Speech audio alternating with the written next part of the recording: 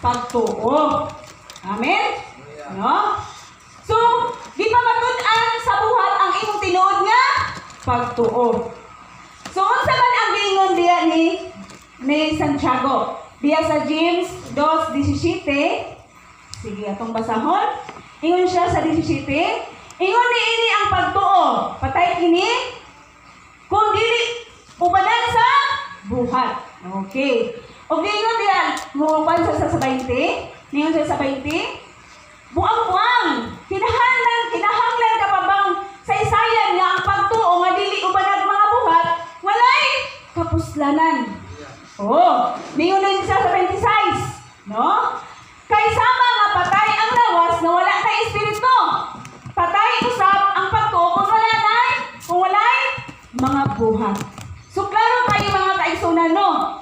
Nga si Santiago nagsulti gayud siya nga ang pagtuo kung dili gayud mosunod ang buhat, dili gid siya, patay gid siya.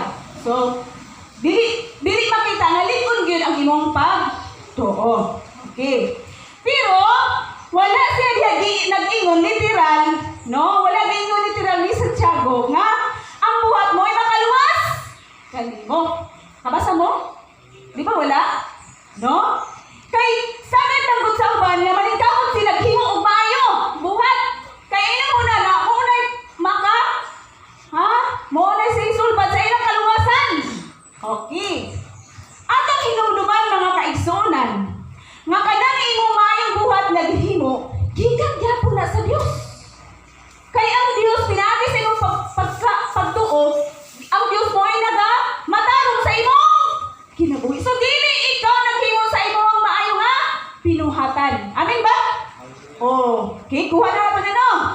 So mao na mga kaigsunan nga wala ingon ni Santiago literal nga ningon siya nga ang imuhang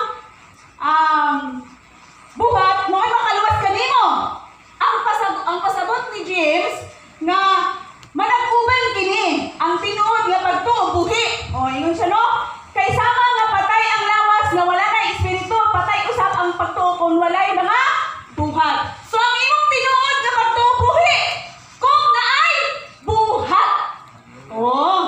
So, okay kini buhi man, natural nga mupadayon gyud o motungha gayud ang mga